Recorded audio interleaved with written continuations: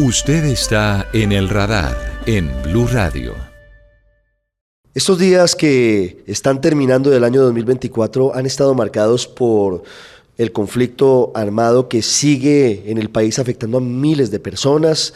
Lamentablemente la segunda Marquetalia se ha dividido, hay diferentes facciones de ese grupo que forma parte de las disidencias después de la firma del acuerdo de paz con las extintas FARC en 2016. Por su lado, otras disidencias, que son las de alias Iván Mordisco, continúan en una guerra contra el Estado y contra otras disidencias, espero que no se pierdan en toda esta maraña de conflictividad, que son las de alias Calarcá. Iván Mordisco se tomó el cañón del Micay y el Plateado y está reclutando niños y niñas en diferentes partes del sur del país, violando todos los protocolos mínimos y los derechos fundamentales de muchas personas.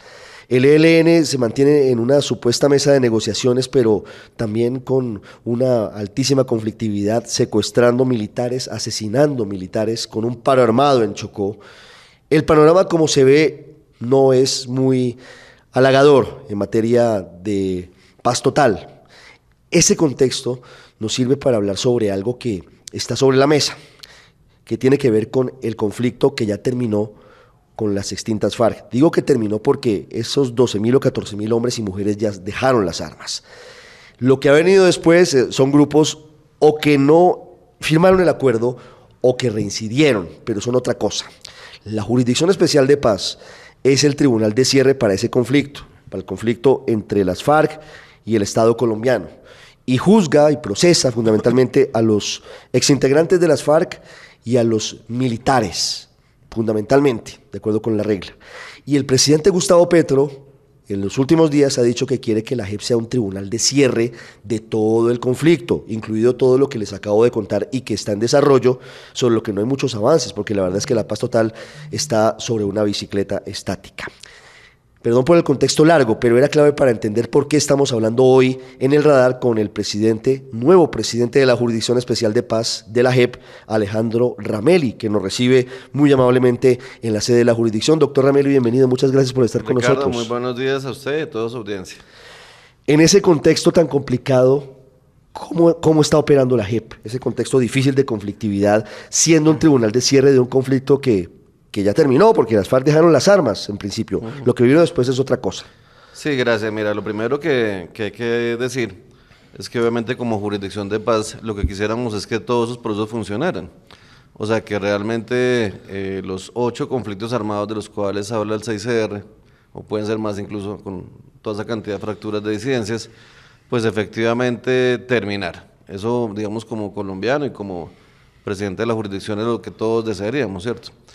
De llegar a pensarse que la JEP tendría algún tipo de papel allí, habría que adelantar reformas a la Constitución, porque en principio no tenemos competencia, porque son hechos posteriores al 2016, y porque, como usted lo mencionaba, parte de las FARC o no hicieron parte de la negociación o se salieron de la misma, entonces, o fueron expulsados realmente ya por la jurisdicción, con lo cual allí también habría unas dificultades de orden legal.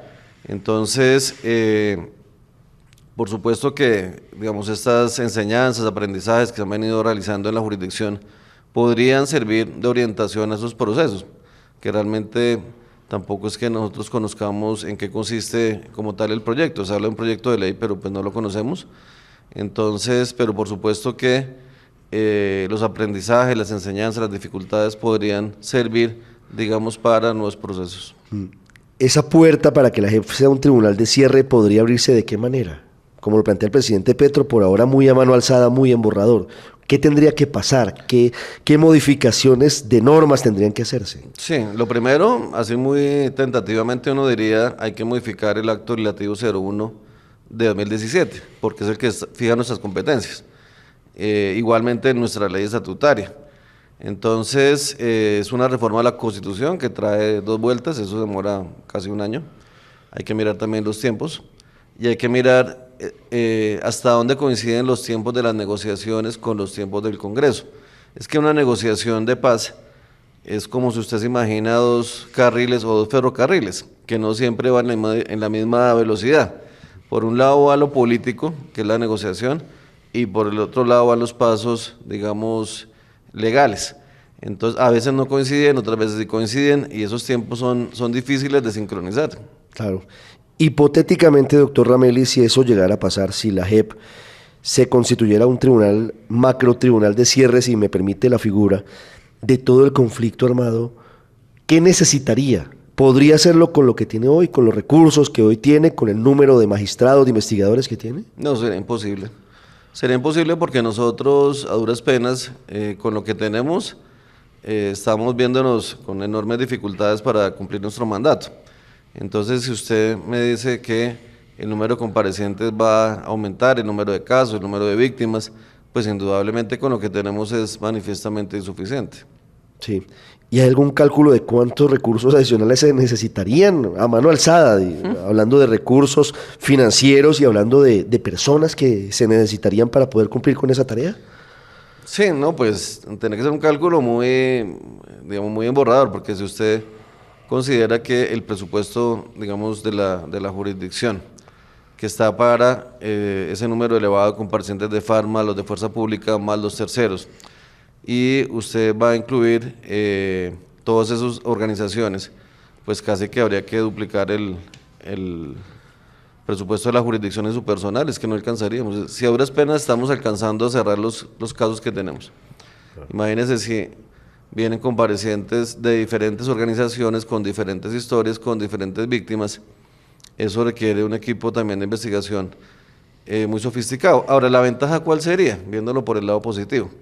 La ventaja es que ya hemos afinado mucho las metodologías, o sea, tenemos como el know-how, y yo creo que eso es un punto que hay que destacar, y es, si usted está pensando en inventarse otra vez algo que no exista, por cualquier cosa, y le pone otro nombre, pues arrancarían de ceros. Claro. Nosotros, si eventualmente nos correspondiera, si hay esos cambios normativos, pues ya tenemos unas experiencias caminadas, y ya sabemos, o ya podríamos decir, mire, no vuelvan a cometer estos errores, ¿no? Digamos, y yo quiero simplemente mencionar uno que podría evitarse en otro proceso de paz. Fíjese, cuando se dio la movilización de las FARC, se dio de manera muy rápida, y en ese momento se tenía que haber aprovechado para recaudar toda la información sobre ellos, unas entrevistas. ¿Sí? En el momento de las movilizaciones. Claro, entonces, y eso no se hizo. Fíjese, entonces, enseñanza. Si usted va a movilizar un grupo, no simplemente hagan una fila y firme acá. Y hagamos una entrevista a profundidad. ¿Quién era usted en la organización? ¿En qué actividades estuvo involucrado? ¿Cómo se financiaban? Todo eso. Eso no se hizo, por el afán. Entonces, claro, nos toca a nosotros arrancar de ceros, buscar toda la información, y además con personas pues que tienen varias cédulas, varias identidades. Entonces, imagínense. Entonces, hay una cantidad de lecciones aprendidas, de cosas que uno podría decir para futuros procesos de paz. Hay muchas cosas que nosotros perfectamente les podemos compartir, no cometan esa equivocación porque tiene tales resultados. Claro. Doctor Ramelli, una de las críticas que se hace a la JEP es que se ha demorado más de lo que el país o una parte del país esperaba en dar a conocer sanciones a los máximos responsables de los crímenes más graves. ¿Eso por qué ha pasado? Bueno, eso tiene varias explicaciones, mira. Lo primero es que las sanciones que impone la jurisdicción son de dos tipos. Unas, que son las restaurativas, que son las más complejas. Las otras son muy parecidas a las de justicia ordinaria, que son penas privativas de la libertad. Para poder llegar a esa disyuntiva de si yo me voy por un camino o yo me voy por el otro, pues tienen que pasar meses o años a veces de investigación, de macroprocesos. Entonces no es que yo llegue a la jurisdicción y digo, de una me voy por un camino o por el otro, no. Es cuando hay una imputación de cargos donde yo decido por qué camino me voy. Entonces eso toma ya de por sí un tiempo. Y es un camino que además es restaurativo. Y entonces tienen que participar cientos y miles de víctimas. Entonces organice usted a todo el mundo. O sea, eso no es un proceso, digamos, donde hay 4 o 5 familiares en un proceso. No, aquí estamos hablando de 100.000, 200.000, 300.000. Entonces vaya, organícelos, vaya, notifíqueles, vaya que participen en la audiencia. Entonces, digamos, antes de la sentencia hay una cantidad de actividades que no son conocidas en un proceso común y corriente. Eso no es que usted coloque una denuncia en palo quemado y pues mirar qué pasa. Entonces, eso, digamos, se explica. Por supuesto, estamos haciendo todos los esfuerzos para que las sentencias salgan lo antes posible, pero hay esas dificultades y además, porque hay que construir la sanción propia. Entonces, le doy un ejemplo. Mire, yo acabo de llegar de un evento académico en el Rosario, y el tema era qué quieren las víctimas de violencia sexual de las FARC en el Cauca. Y hagamos el mapeo de iniciativas. Y miren lo difícil que es cómo restaurarle los derechos a las mujeres que han sido violentadas en la guerra. ¿Qué tipo de sanción? Y claro, allí hay todo tipo de iniciativas, entonces hay que mirar qué iniciativas son viables, cuáles no son viables, cuáles son ideas muy buenas, pero que no tienen ningún tipo de presupuesto, que pueden hacer los comparecientes. Entonces, fíjate que hay unas complejidades mayores que explican, digamos, un poco que el camino sea más largo. Obviamente, como te digo, estamos a marchas forzadas para sacar eso, pero queremos, por ejemplo, a ese tipo de víctimas darle la mejor respuesta posible. Sí. Porque usted simplemente haga cualquier actividad que no responda a una expectativa de las mujeres que fueron víctimas de violencia sexual. Entonces, imagínense. Esas sanciones propias para los casos de exintegrantes de las FARC y exintegrantes de la Fuerza Pública, doctor Ramelli, ¿deben contar con el aval o deben contar con la participación de las víctimas? Claro. Es decir, la sanción propia, mire lo complejo, la sanción propia se construye a varias manos, se construye con las iniciativas de las víctimas, con las iniciativas de los comparecientes y tomando en cuenta la oferta institucional. O sea, ¿qué hay el Estado? ¿Qué iniciativas y proyectos viables podrían llenar a todo esto? Y es un diálogo donde nosotros como jueces lo que hacemos es arbitrar eso, realmente. Lo más fácil sería decir, yo soy el juez, a mí me interesa tal proyecto y decido. Pero eso, finalmente las víctimas pueden decir, mire, yo fui víctima de violencia sexual, a mí lo que usted me está condenando a hacer al otro, pues no me interesa, no me considero satisfecha en mis derechos. Entonces, imagínense, es una construcción de una sanción. Mientras que, si usted está en el Código Penal ordinario, en un proceso común y corriente, pues la sanción está ahí, es la cárcel. Y usted ya sabe que son de 15 a 20 años o lo que sea. Entonces, el gran desafío es lograr esos acuerdos. Sí, claro. Doctor Ramelli, ¿ustedes en la JEP ven viable aceptar la propuesta de los antiguos integrantes del secretariado de las FARC para que haya una sentencia única por todos los crímenes que ellos cometieron en el conflicto? Ese es un tema de técnica jurídica que estamos analizando en el órgano de gobierno y ya pues nosotros daremos la respuesta correspondiente. Y pues de entrada uno diría, tiene sus complejidades técnicas, porque como son varios macrocasos, entonces usted va a decir, si hay varios macrocasos, ¿cómo puede haber una sentencia? Pero son temas, como le digo, que simplemente en borrador, yo los menciono, porque pues ya daremos una respuesta oficial con mis colegas. Pero no es descartable. No, lo que pasa es que, digamos, uno podría decir, hay una sentencia que es como la gran sentencia y las otras, de cierta forma, aluden a ella, o algún mecanismo se puede hacer. Lo que sí, digamos, está claro es que no los van a condenar varias veces. Sí, no es que van a pagar varias veces, porque entonces no sería de 5 a 8 años, sino de 40, y eso es inviable. Eso yo creo que tiene que quedar claro. O sea que, pero, es decir, ¿la sanción propia sería una sola? Claro. Lo que por pasa todos es los que, delitos. Yo creo que tiene que apuntar a eso. Sí. Lo que pasa es que los proyectos serán distintos. Es que fíjate, el tema es, no hay ningún proyecto en Colombia que dure entre 5 y 8 años para esto. Son proyectos que tú dices 1 año, 2 años. Lo que uno podría pensar, muy en borrador, es vamos sumando proyectos. Porque entonces unos son los proyectos que pidieron las víctimas de secuestro, otros los de violencia sexual, otros de reclutamiento, ¿cierto?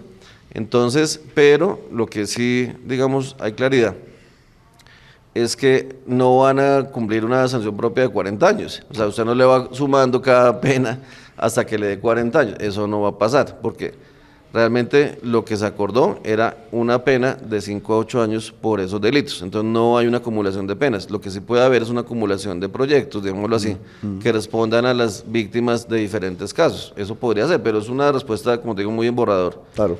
Doctor Ramelli, ¿cómo ve la JEP lo que está pasando con Simón Trinidad? Con la solicitud del gobierno del presidente Petro de clemencia ante el gobierno estadounidense para que sea liberado, que sea indultado. Bueno, nosotros por nuestra parte, eso digamos del tema de la solicitud de un presidente a otro, eso hace parte del ámbito del resorte del presidente de la República como jefe, digamos, de Estado. En eso nosotros no intervenimos. Lo que sí hemos solicitado al Departamento de Estado es su colaboración para irlo a escuchar a la cárcel de Florence, como fuimos a ver a Otoniel, es que están en la misma cárcel. Otoniel y Simón Trinidad están en la misma cárcel. Entonces, y la respuesta que nos dieron inicialmente, eso fue ahora en noviembre, era que más bien mandáramos un cuestionario. Pero estamos un poco insistiendo, en la medida en que no es lo mismo, pues enviar un cuestionario que hacer una entrevista. Entrevistas que son muy difíciles, porque yo, en la entrevista que hice, fíjese usted, en una cárcel, la cárcel más segura de Estados Unidos, usted, por ejemplo, no puede tener una grabadora, mucho no puede filmar, a duras penas puede una grabadora. Y eso a 2 metros de distancia de donde está la persona que está como en una jaula, y después de haber pasado 11 puertas de seguridad. Entonces, es bastante complicado llegar allí. Claro, ¿y es posible que Estados Unidos acepte esa entrevista presencial con Simón Trinidad? Eso hace parte de la autonomía del gobierno americano. Hasta donde tengo entendido, parte de las dificultades era el comportamiento que él había tenido en la cárcel. Parecía, no sé, eso lo escuché yo, que como que no se ha portado muy bien y que entonces no lo querían aceptar, pero eso sí es como un rumor que yo escuché. Pero, como te digo, pues perfectamente se podría hacer como ya lo hicimos con Otoniel. Claro. ¿Cuál es el estatus de Simón Trinidad ante la JEP hoy, doctor Ramelli? Él es un compareciente obligatorio, porque era un comandante de las FARC, y se le tramitó el indulto, pues obviamente, pero pues como está comprometido en casos de secuestro, por eso es que mis colegas quieren ya entrevistarlo para que hable de secuestro. Claro. Sí, doctor Ramelli, le pregunto por la otra cara de la moneda, que es la de los militares investigados por crímenes de guerra y de lesa humanidad.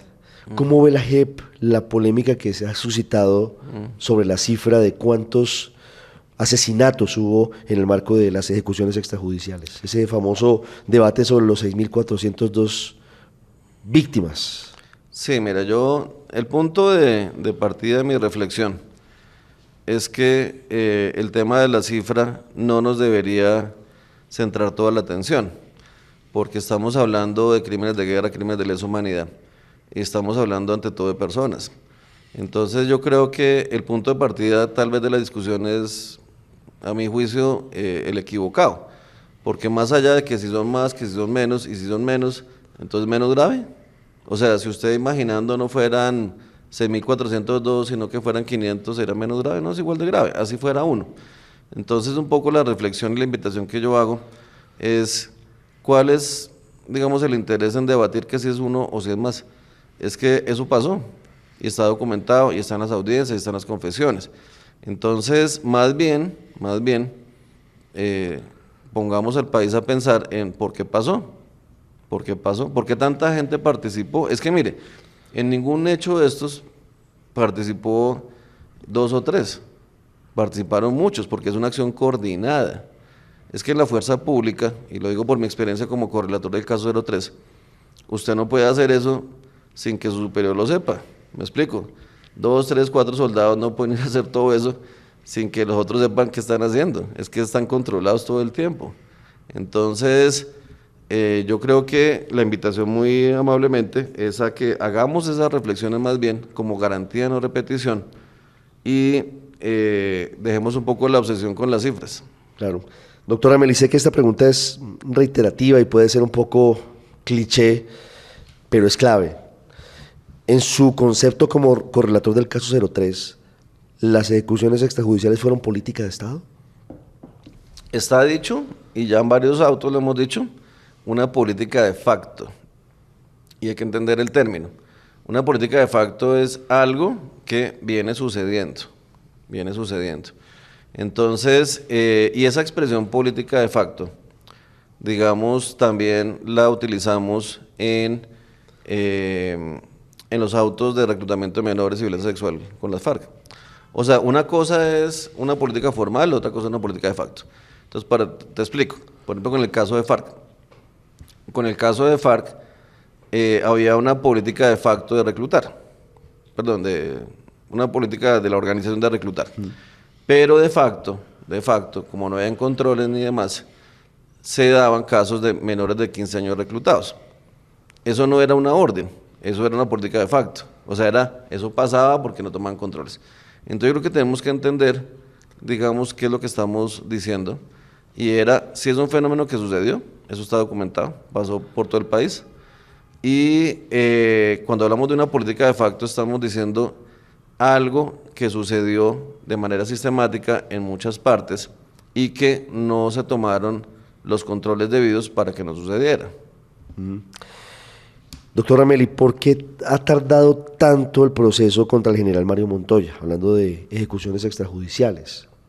Bueno, no, digamos que no es que haya tardado tanto, ha tardado lo mismo casi que los otros casos del 03. Él, por el momento, tiene una imputación solamente cuando fue comandante de la Cuarta Brigada. Antioquia. Exacto, la Cuarta Brigada, años 2002, 2013, no estoy mal. Entonces, lo cual no significa que eventualmente pueda haber alguna imputación cuando fue comandante del Ejército. Ese auto también compromete a otros comandantes, principalmente del Bajés. Y pues en parte la demora también fue porque él presentó una nulidad, se la negaron, apeló y pues está en los tiempos de la sección de apelación y ya como resolvieron, pues obviamente se irá para la unidad de investigación. Claro. Le pregunto, doctor Ramelli, no lo quiero comprometer porque hay muchas variables en juego. Pero si a ustedes, los colombianos, le preguntaran en cuánto tiempo podrían darse las primeras sanciones, ¿en cuánto tiempo tendríamos? Hablando de las FARC y hablando, claro, ya hay sanciones a militares, por supuesto, pero estamos hablando de las cabezas, estamos hablando del general Montoya. ¿Cuánto tardaría, por ejemplo, ese proceso en el sistema adversarial? Bueno. ¿Y cuánto tardaría en conocerse la sentencia en el caso de secuestro, por ejemplo, que es el más avanzado con las extintas FARC? Sí, te voy contestando como por partes. Mira, digamos, la ruta adversarial, que son para aquellos que no reconocieron responsabilidad, ya está activada. Está el caso del coronel Mejía, que yo creo que va a ser la primera decisión de la jurisdicción, según me comentan mis colegas, podría ser por allá para marzo o abril del otro año. Hay otros oficiales de alta graduación que tampoco han aceptado sus responsabilidades, que en ese momento están en la fase de investigación en la UIA, que son los 5 generales de Huila. Ya pasaría el general Montoya a ser parte de ese grupo, o sea, serían 6. Pero, digamos, para tranquilidad de todos, en la ruta adversarial, nosotros hemos implementado algunas novedades procesales para acelerarlo. Mejor dicho, si usted mira, en Colombia le dicen sistema penal aplazatorio, ¿no? No era por cualquier cosa. Así es. Entonces, estamos tratando de lograr que aquí no sea el sistema penal aplazatorio, sino que sea muy rápido. Y de lo que yo tengo conocimiento, porque no hago parte de ese caso, porque yo lo investigué, estoy impedido, ese caso avanza muy rápidamente. Entonces no estamos incurriendo, me perdonen la expresión, en el sistema penal aplazatorio. Sí. Eso por ese lado. Por el otro lado, ya hay varios casos, como le digo, el caso de secuestro, que ya cumplió una fase, que se llama la fase de la correspondencia. Luego vendrá una audiencia y a partir de la audiencia 30 días. Entonces, si usted me dice, ¿cuándo va a salir? Técnicamente yo diría, cuando mis colegas convoquen a esa audiencia, súmele 30 días, porque eso es por ley. Sí. Entonces está, digamos, de la mano. Estamos a la espera de la convocatoria de la audiencia. Exacto. Entonces, cuando mis colegas, o sea, si usted me quiere preguntar por una fecha, yo le diría técnicamente, cuando mis colegas convoquen a esa audiencia, tienen 30 días. ¿Estamos cerca de esa audiencia? Todavía no sabría decirle, pero estamos tratando de que sí. Pero ya avanzamos en un paso. Es que, a ver, le cuento. Llega la resolución de conclusiones. La resolución de conclusiones, luego viene un control, que es como un control de correspondencia que hace el tribunal sobre lo que hizo la sala. Es como si el tribunal chequea si lo que hizo la sala pues estuvo bien o estuvo mal, digámoslo crudamente, y consideraron que estaba bien. Listo. Después de ese control que ya pasó, viene la audiencia que le estoy contando. Después de que se le dé la audiencia, son 30 días. Entonces, yo los contaría, si usted me pide una cifra exacta, yo le digo, ¿se la doy? Cuando se le dé la audiencia. Más técnico no puedo. No, lo entiendo y entiendo que no se comprometa porque es muy difícil. No, porque cada mes me están diciendo lo mismo, que para qué dijo que el otro mes. Ahora sí que ya viene y hay que esperar, obviamente, esos plazos que son clave. Doctor Ramelli, ¿la JEP va a necesitar más tiempo del que le dio inicialmente el proceso de paz, el acuerdo de paz? Pues estamos justos. Es que yo creo que, mire, yo tengo que hacer unas claridades acá. Cuando usted dice la JEP tiene 15 años, la opinión pública dice, pero pues les quedan bastantes, ¿no? ¿Cuál es el problema? Yo quiero hacer una claridad, mire, de entrada, son 10 años para investigar y 5 para juzgar. Entonces no es que usted tenga los 10 años de los macrocasos. Entonces va a decir, no, usted tiene 15 años. No, tiene 10. A esos 10 tiene que restarle el tiempo de la investigación. Y estamos en 6 años, 10 meses. Conclusión, no nos queda mucho para investigar. Para juzgarnos nos quedará más tiempo. Quedan Entonces, 3 años más o menos. Para investigar. Sí, pero incluyendo lo de la UIA, Ok. no Sí, lo de la sala. sí, Por eso es que si ustedes cuentan, a la sala no le queda mucho tiempo. O sea, hay que decirlo, a los macrocasos no les queda mucho tiempo. Entonces, no es que le queden 15 años para cada cosa, nos va quedando más bien poco. Y el tribunal ya se activó. O sea, no es que cuando terminen los 10 comience el tribunal, no, el tribunal ya está funcionando hace rato. Entonces, pues claro, si usted me pregunta por la masividad y por lo que tenemos que hacer acá, yo le diría, el tiempo no alcanza. Pero no estamos pidiendo tiempo, estamos yendo con lo humanamente que podemos, con los recursos, con el personal, con el presupuesto, eso es hasta donde vamos a llegar. Lo que no lleguemos, ¿qué va a pasar con eso? Se devuelve la justicia ordinaria. Eso es lo que va a pasar. Y bueno, y en ese caso, ¿qué pasaría? En ese caso pasaría, ¿Se podría incumplir parte del acuerdo, por ejemplo? pues esperemos que no. Pero, digamos, estamos haciendo todo lo posible porque finalmente lo que no investigue la JEP, lo investiga la justicia ordinaria. Claro. Y pues allí también podría ser un poquito complicada la situación jurídica de los comparecientes, porque entonces van a decir, y entonces ahora me mandan otra sala ordinaria. Claro, y las sanciones ya no van a ser propias. Y ya no son propias, sino de cárcel. De cárcel, claro. Exacto, por eso es que les conviene venir. Y ese riesgo está latente. ¿Usted cree que eso puede pasar? Sí, es que eso es lo que dice la ley. O sea, lo que dice la ley es, cuando termine ya esa fase de investigación, lo que usted ya no investigó, ya no es suyo. Conclusión, es de la ordinaria. Y la ordinaria tiene otras penas. Claro, por supuesto. Entonces, el tema es... ¿Ese no sería un incumplimiento con los que firmaron el acuerdo de paz? Por eso es que estamos tratando de sacar rápidamente todas las imputaciones contra ellos, para que precisamente eso no pase, porque si no pasaría lo que estoy contando. Claro. Y ahí habría un riesgo, porque dirían, entonces, usted me va a pasar otra vez a la ordinaria. Claro, claro. Doctor Ramelli, ¿hoy Iván Márquez puede venir a la JEP? ¿Es sujeto de la JEP? No, hoy Iván Márquez, si viene por acá, lo tienen que meter preso, porque está en la ordinaria, no está en la JEP. O sea, la JEP no lo tiene en ese momento bajo su resorte. Fue expulsado de la JEP. Fue expulsado, si aparece por acá, pues toca llamar a que lo capturen. Claro. Eso es lo que habría que hacer, porque está expulsado de la JEP. Sí.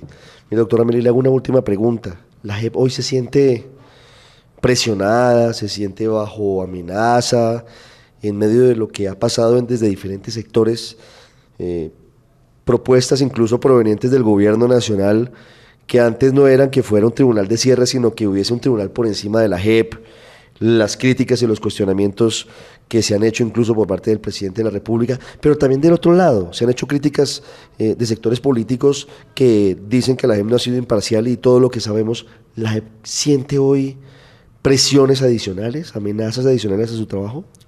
No, lo que somos conscientes del contexto político en el que estamos, obviamente, lo que usted menciona es cierto. Hay comentarios, críticas, observaciones por parte de las FARC, hay por parte de partidos políticos, hay por parte de líderes de opinión, y obviamente nosotros tratamos de gestionar de lo que nos corresponde. Pero digamos, lo que a mí me tranquiliza es, seguimos contando con el apoyo de la comunidad internacional. La Corte Penal Internacional cerró el expediente contra Colombia o el examen preliminar por nuestro funcionamiento, está igualmente atenta.